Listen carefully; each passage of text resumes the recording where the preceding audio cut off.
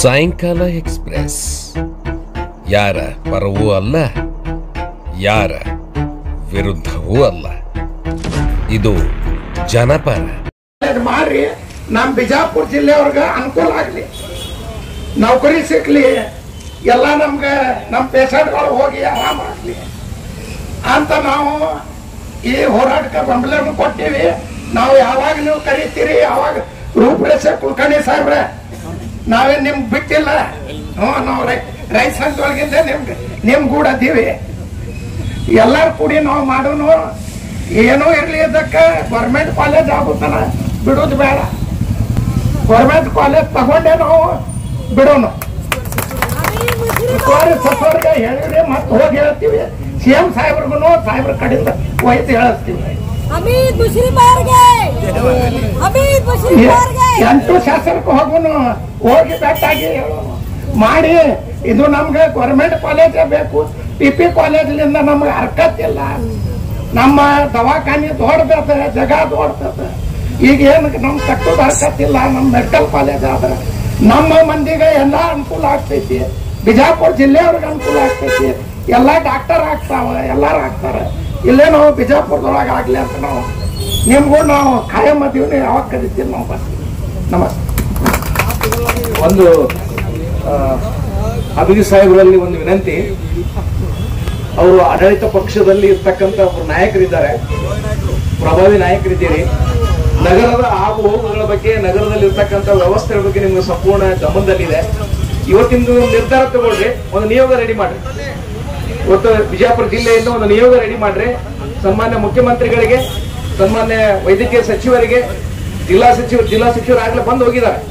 ಅದಕ್ಕೆ ಇವತ್ತೊಂದು ತೀರ್ಮಾನ ಮಾಡ್ರಿ. ಇಲ್ಲಿ ಒಂದು ಕೋರ್ ಕಮಿಟಿ ಮಾಡಿ ಈ ಧರಣಿ ಇಲ್ಲಿ ನಡೀತಾ ಇರಲಿ. ಈ ಧರಣಿ ಎಲ್ಲಿವರೆಗೆ ನಮ್ಮ ವಿಜಯಪುರ ಜಿಲ್ಲೆಗೆ ಅಧಿಕೃತವಾಗಿ ನಾವು ಸರ್ಕಾರಿ ವೈದ್ಯಕೀಯ ಕಾಲೇಜನ್ನ ನಾವು ಕೊಡ್ತೀವಿ ಅಂತ ಹೇಳಿ ಸರ್ಕಾರದ ಅಧಿಕೃತ ಆದೇಶ ಬರುದಿಲ್ಲ, ಅಲ್ಲಿವರೆಗೆ ಧರಣಿ ನಡೀತಾ ಇರಲಿ.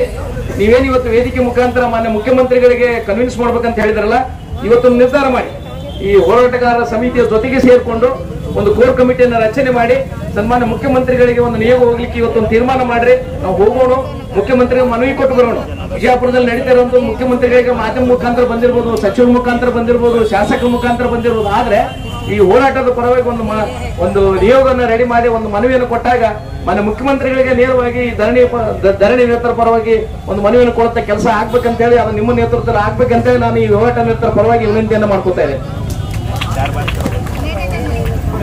ಇದು ಒಂದು ನಿಯೋಗ ತಯಾರು ಮಾಡೋನು. ನೀವು ಯಾವಾಗ ಹೇಳ್ತೀರಿ ಹೇಳ್ರಿ, ನಾನು ಬರ್ತೀನಿ. ಬೇಕಾದ್ರೆ 1 ಲಕ್ಷ ರೂಪಾಯಿನೂ ಕೊಡ್ತೀನಿ. ಗಾಡಿ ಖರ್ಚ ಎಲ್ಲ ಕೂಡಿ ಹೋಗೋನು. MP ಪಾಟೀಲ್ ಸಾಹೇಬ್ರ ಕಡೆಯಿಂದ CM ಅವ್ರಿಗೆ ಮಾತಾಡಿ ಎಲ್ಲ MLA ಅವ್ರಿಗೂ ಕರ್ಕೊಂಡು ಹೋಗಿ ಎಲ್ಲ ಕೂಡಿ ಮಾಡೋನು.